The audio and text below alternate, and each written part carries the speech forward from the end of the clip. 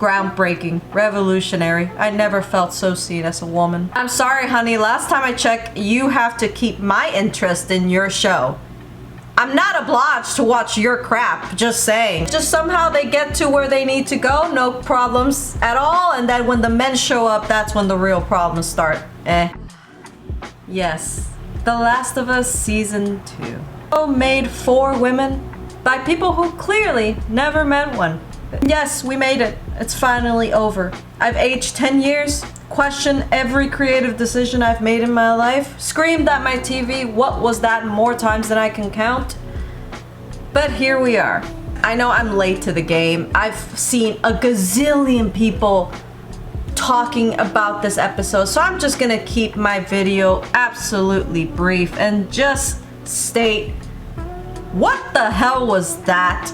Honestly, showrunners and the writers go into this show just hoping that people would hate Ellie with every fiber of their being by the end of it, because if that was the point, you succeeded, good sir. 10 out of 10. I've never met a character so unlikable that I legitimately just do not want to watch a show because I just do not want to support anything that has to do with this horrible character. I want to emphasize, I'm not talking about the actress, I'm talking about the character. Please, for the God's sakes. The whole thing, I mean, exactly what happened. Everything else that's going on around Ellie and Dina's story is far more interesting. And then Jesse came in, and of course, he made the story so much better. So the showrunners were like, well, we gotta get rid of him now. That the story the way they did, and it's just awful. It's just awful. It's just, what was this? I honestly think I just kept watching just to see how many narrative laws they kept breaking, because holy God, did they just do everything in this episode. Ellie, and the writers confusing being a strong woman with just screaming at people just because they disagree with you. Groundbreaking, revolutionary. I never felt so seen as a woman. Male characters are nothing but glorified NPCs, and when they are more than that, they are swiftly gotten rid of in the entire series. Well, we need consistency, when characters can just teleport across maps. Affection only seems to come by when it's convenient to the script. I just don't understand the story. They're acting as if Ellie is so complex. She's not complex. She's entitled, irritating, somehow always right, even when she's clearly wrong, and then other characters around her are like, yeah, she's absolutely wrong, when even the audience is like, what? I'm just gonna say it, if this is the future of female protagonists, I want to go back to the damsels in distress. At least we were having fun. I mean, I just don't know what else to say about this. I didn't go into this, I went into this season honestly just expecting more of the first season, just a father and daughter relationship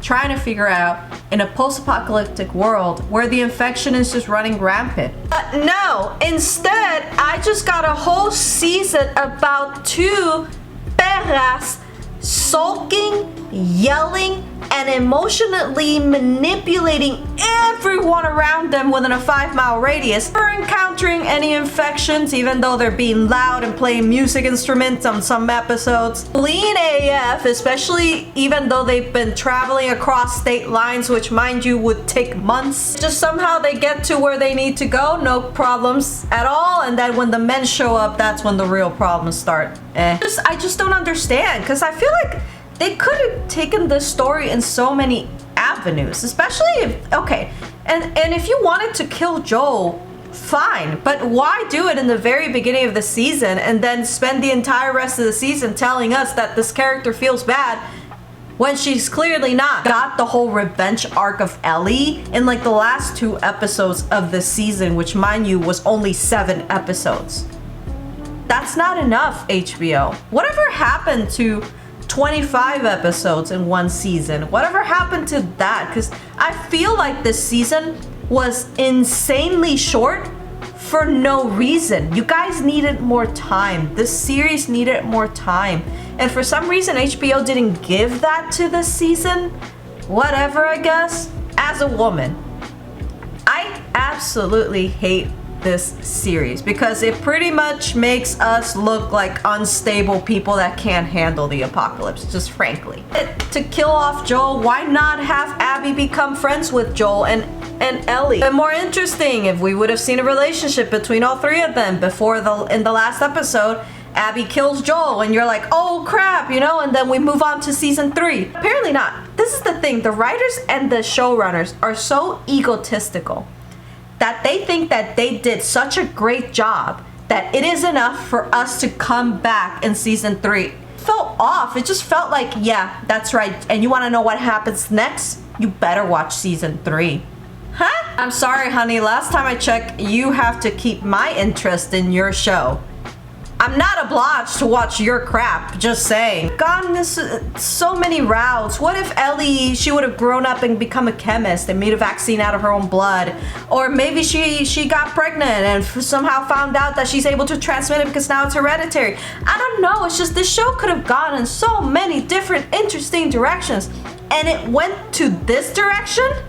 Why? Ellie unlikable, congratulations. You killed off Joel and then Jesse, which is messed up, honestly.